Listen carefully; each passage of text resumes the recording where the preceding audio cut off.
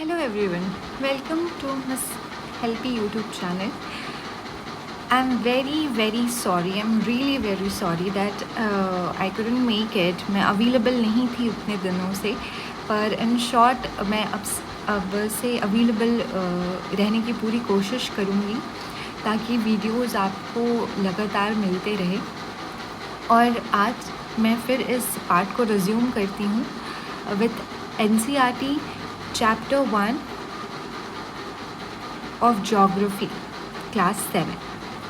तो हम लोग पढ़ेंगे आज एनवायरनमेंट। एनवायरनमेंट क्या है?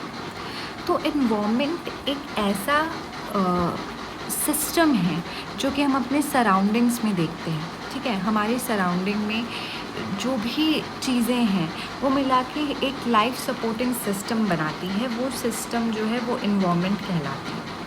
एनवायरनमेंट जो है वो बेसिकली जो है क्या है? एनवायरनमेंट जो है हमारे लिए एक लाइफ सपोर्ट करने का, अगर लाइफ है तो वो सपोर्ट होता है एनवायरनमेंट से। यहाँ पे एक आपको स्टोरी दी हुई है अबाउट यू कैन से कि about Ravi which shares you कि एनवायरनमेंट क्या है।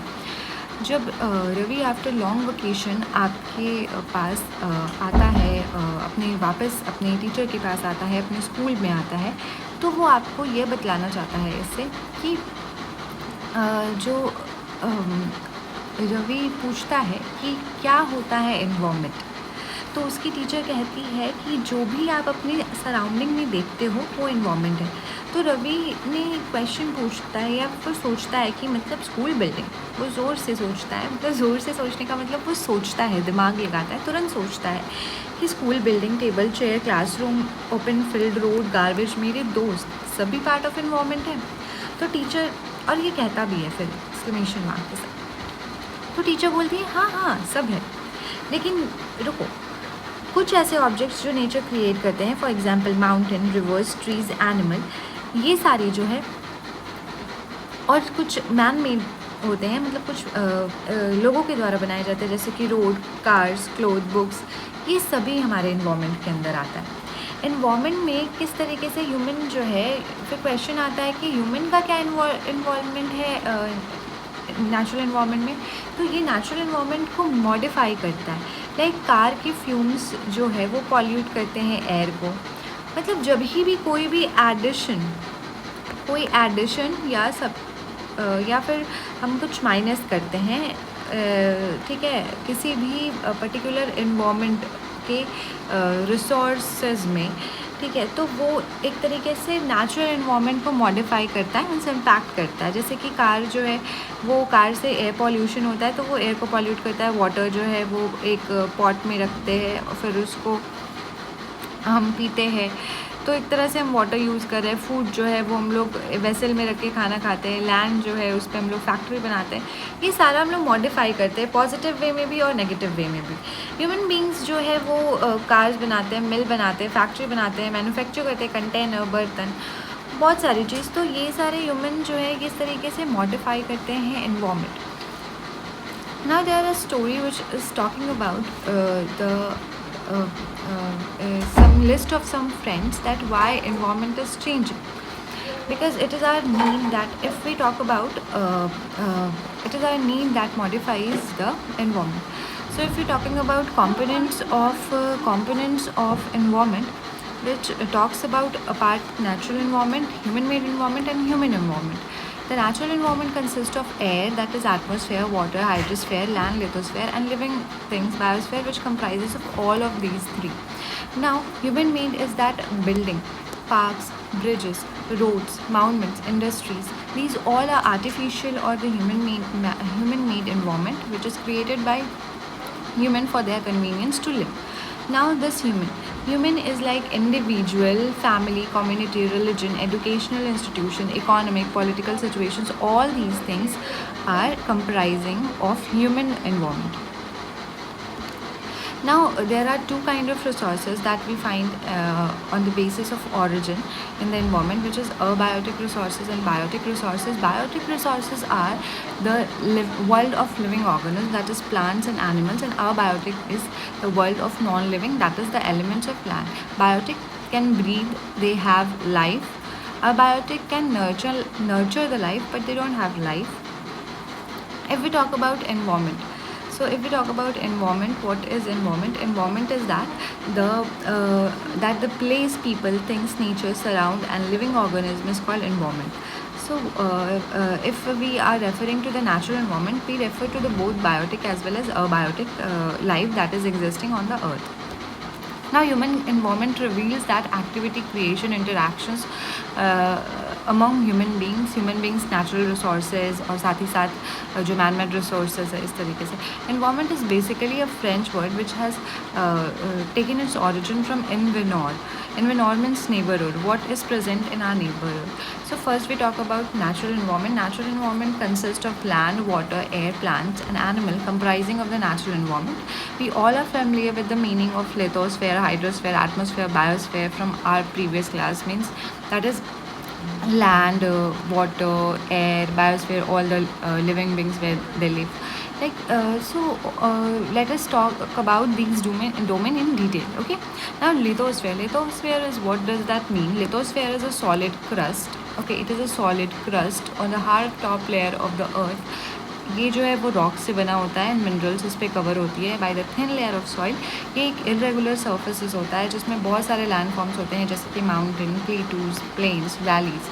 लैंड फॉर्म्स जो है वो फाउंड होता है कि कंटिनेंट्स या फिर ओशनिक फ्लोर, ओशन के जो अंदर के फ्लोर्स होते हैं, सीज के जो अंदर के फ्लोर्स होते हैं वो होता है, या फिर कंटिनेंट्स जो हमारा कहते थे यूरोप हो गया या फिर एशिया हो गया, ये सारे अलग अलग कॉन्टिनेंट्स जो हैं, that is known as lithosphere. Lithosphere एक डोमेन होता है. Lithosphere is a domain that provides us different natural bodies over it. That is वो ग्रास, वो फॉरेस्ट होता है, ग्रास लैंड होता है जो ग्रेज करने के लिए, जिस पे एनिमल्स ग्रेज करती है. एग्रीकल्चर के लिए लैंड देता है जिस पे हम लोग अपना खाना या फिर क्रॉप्स उगाते हैं और उससे हम अपना लाइवलीहुड मेंटेन करते हैं. ह्यूमन सेटलमेंट की हम अपना घर बनाते हैं. ये एक बहुत अच्छा जो लिथोस्फेयर है, लैंड एरिया, ये बहुत अच्छा मिनरल का सोर्स है. If we talk about these all things in a one go, then we can go for this picture which shows that this is lithosphere, the land one, and this is the hydrosphere on which we use for navigation. There are many biological life in the water bodies also. The atmosphere which we use for traveling from one place to another place by air, or it provides us oxygen. It have 71%. It has 71% of nitrogen. All this and all the necessary gases which are very very essential for the survival of us on the earth. And all these three, the combination of all these three makes biosphere. Now, I'm talking about the domain of water, which is referred as hydrosphere, in which we can observe the water bodies like rivers, lakes, seas, ocean. It is very essential for all of the living organisms. Then talking about atmosphere, which is very thin layer of air, which surrounds Earth as a blanket. The gravitational force of the Earth holds the atmosphere around it, and it protects us from the UV rays, which are very harmful to our skin and can cause skin cancer also, and scorching heat waves of sun. It consists number of gases, dust, water vapor, और change करता है atmosphere producing with जैसे जैसे atmosphere में change आते हैं वैसे वैसे किसी भी प्लेस का वेदर या क्लाइमेट जो होता है, क्लाइमेटिक कंडीशंस जो होता है वो लॉन्गर पीरियड का होता है, और वेदर जो है वो डेली चेंज करता है. Now ecosystem, talking about ecosystem. Ecosystem एक ऐसा सिस्टम है जो जब ये तीनों मतलब interaction of all the living organism with each other and the physical and chemical factors of the environment in which they live all are linked by transfer. मतलब जब इन तीनों फॉर्म में ऑफ लाइफ में एटमॉस्फेयर, हाइड्रोस्फेयर, लिथोस्फेयर, इनमें आपस में energy exchange होता है, तो ये पर्टिकुलर एक इकोसिस्टम बनाती है. इकोसिस्टम में यहाँ पे फिर एक सब दिया हुआ है जिसमें जो एनसीसी कैंप में बच्चे लोग जाते हैं और वहाँ पे देखते हैं कि काफ़ी बारिश हो रही है, तो ये किसी को केरला की होम की याद दिलाती है। और जो जैसलमेर से बच्चा होता है वहाँ पे वो बताता है कि हमारे यहाँ तो रेंस ही नहीं होती है, बट वहाँ पे कैमल्स होती है, एक बच्चा बोलता है। इसी तरीके से लोग अपने अपने डिफरेंट बायोस्फेरिक एंटिटीज़ का, वहाँ की लिविंग बींग्स का विवरण देते हैं, बताते हैं सबके बारे में कि कौन सा टाइप का लाइफ फॉर्म्स कहाँ पाया जाता है। इस तरीके से बात होती है। अब सारे प्लांट्स, एनिमल और ह्यूमन बींग्स जो है वो आपस के इमीडिएट सराउंडिंग्स पे डिपेंड करते हैं। जैसे we people live in a particular place, what we depend upon, we depend upon जो भी रिसोर्सेज हमारे पास अवेलेबल है। If you talk about like part of West Bengal, तो वहाँ पे क्या होता है कि राइस ज़्यादा क्रॉप होता है, एज अ राइस बहुत ज़्यादा क्रॉप, और एक वो सी एरिया है, तो वहाँ के लोग they depend, their foods are depending upon like fish and rice. You can say that the people of Punjab rely more on crops like wheat, pulses, all these things. So the relation between the living organism as well as the relation between organism and their surrounding forms a relationship of forms a relationship among them, and that system और उसका interaction ही ecosystem कहलाता है। ये ecosystem जो है वो large rain forest हो सकता है, ग्रासलैंड हो सकता है, डेजर्ट हो सकता है, माउंटेन्स, लेक, रिवर, ओशन और स्मॉल पॉन्ड्स हो सकते हैं। अब यहाँ पे एक कॉन्सेप्ट है, एक यहाँ पे ट्रिविया है कि आपको पता है कि वर्ल्ड एनवायरनमेंट डे जो है वो 5 जून एवरी ईयर मनाया जाता है। बार्टर सिस्टम क्या होता है? बार्टर सिस्टम एक ट्रेड होता है जिसमें गुड्स जो है गुड्स के बदले एक्सचेंज होती है। यहाँ पे मनी का कोई मतलब नहीं होता है। Like people in ancient days, if they want to have a grain, so they'll exchange some cattle with the other people. So इस तरीके से बैटर सिस्टम चलता था। बट चूँकि बैटर सिस्टम अगर चलता तो बहुत सारा एक्सचेंज रेट रखना पड़ता लोगों को कि भाई कितने गाय के बदले में कितना अनाज मिलेगा, कितने। तो इस वजह से क्या हुआ ना कि हम सब ने एक करेंसी अपनाई और मनी को as a store of value बताया, जो कि आप आगे फर्दर हायर क्लासेस में पढ़ोगे। Now talking about human environment, human beings interact with the environment and modify it accordingly to their need. Okay, early humans adapt करते थे themselves to natural surrounding. वो natural surrounding में adapt करते थे, वो अपना simple life और अपने requirements को nature से fulfill करते थे। Like they used to eat कंद मूल, what we call as flora fauna से जैसा भी था वो अपना काम कर लेते थे बहुत कम टाइम में। और टाइम विद द टाइम जो है वो ह्यूमन एडवांस हुए और उन्होंने नई चीज़ों को सीखा, और वो उन्होंने सीखा कि किस तरीके से एग्रीकल्चर प्रैक्टिस करते हैं, एनिमल को डोमेस्टिकेट करते हैं और एक अच्छा वेल सेटल लाइफ जीते हैं ना। इस तरीके से फिर क्या हुआ कि डिफरेंट इन्वेंशंस हुए। व्हील का इन्वेंशन हुआ और वेपन्स का इन्वेंशन हुआ, सरप्लस फूड हुआ, फिर लोग उसको बेचने लगे और इस तरीके से कॉमर्स डेवलप हुआ। इंडस्ट्रियल रिवॉल्यूशन ने बहुत लार्ज स्केल की प्रोडक्शन को जन्म दिया, जिसके वजह से क्या हुआ कि फिर लोग अपने पास क्यों रखते, तो लोग उससे ख़रीदने लगे। तो अगर सबका घर तो एक जगह नहीं हो सकता, तो उसको ख़रीद के उसके पास पहुँचाने के लिए लोग ने एक नया चीज़ आविष्कार किया, दैट इज़ ट्रांसपोर्टेशन। तो ट्रांसपोर्टेशन की एक जगह से दूसरे जगह भी वो जो चीज़ ग्रो करें वो अपने पास कितना स्टॉक करेंगे, तो वो बेचेंगे, तो बेचने के लिए वो दूसरे जगह जाएंगे, तो वो ट्रांसपोर्टेशन का वहाँ से हुआ। फिर उसके बाद इंफॉर्मेशन का रिवॉल्यूशन हुआ, तो वो कम्युनिकेशन को इजी बना दिया, लोग एक जगह से दूसरी जगह जाने लगे, बहुत तरीके के डिफरेंट व्हीकल्स का आविष्कार हुआ।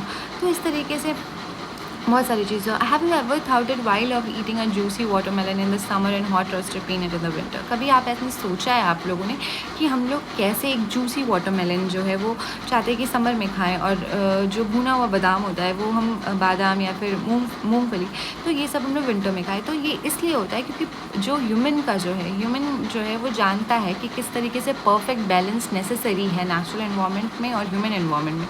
तो ह्यूमन को बहुत ही अच्छे तरीके से ये चीज़ जानना चाहिए कि वो किस तरीके से अपना एनवायरनमेंट इस्तेमाल करे इन अ हारमोनियस वे और सस्टेनेबली इस्तेमाल करे, कि अभी इस्तेमाल करे और फ्यूचर के लिए भी उसको बचा के रखें in the time of crisis. फिर इस तरीके से लाइक एक सा प्लॉट दिया है यहाँ पे स्टोरी छोटा सा कि Noori a girl from Mizoram from Ravi's class only often talks about the lush green surroundings of place. वहाँ पे जो मिज़ोरम में रहती है वहाँ पे बहुत हरा भरा ग्रीन जगह है। तो रवि को अपसेट देख के वो पूछती कि वो अपने प्ले ग्राउंड में लॉस्ट रहता है। तो नूरी उसको बोलती है कि तुम मेरे घर आओ होम स्टेट ड्यूरिंग वेकेशन, मैं तुम्हें अपने अच्छा प्ले ग्राउंड दिखाऊंगी जो कि बहुत ग्रीनरी है। रवि ने टीचर से पूछा कि रवि की टीचर ने कहा कि स्टूडेंट को एक लैंडस्केप बनाओ जिसमें लैंडस्केप हो, हाउसेज और एक्टिविटी ऑफ पीपल की, कोई फार्मिंग कर रहा है, कोई बुलो कार्ट चला रहा है, कोई ट्रांसपोर्टेशन कर रहा है। तो इस तरीके से उन्होंने हॉलीडेज़ के दौरान उसको पिक्चर बनाने के लिए। Now it is time for exercise. So what is an ecosystem? Okay, if you talk about ecosystem, यहाँ पे आपको मिल जाएगा ecosystem. It is a system formed by the interaction of all the living organisms with each other and with the physical and chemical of the factors of the environment in which they live, all linked by the transfer of energy. Then what do you mean by natural environment? Natural environment are those environment which are biotic and abiotic in nature. Okay, this combination of a human as well as natural as well as human made phenomena. Okay, now which are the major components of environment?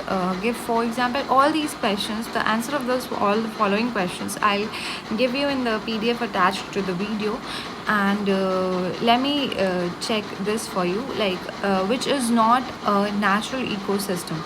So natural ecosystem कौन सा नहीं है? Aquarium. Aquarium होता है जो घर में लाके हम लोग मछली पालते हैं। ओके, कौन सा ऐसा है कॉम्पोनेंट जो ह्यूमन एनवायरनमेंट नहीं है? तो लैंड जो है वो नेचुरल एनवायरनमेंट है। ह्यूमन मेड एनवायरनमेंट कौन सा है? इसमें से रोड ह्यूमन ने बनाया है। थ्रेट एनवायरनमेंट को थ्रेट क्या है?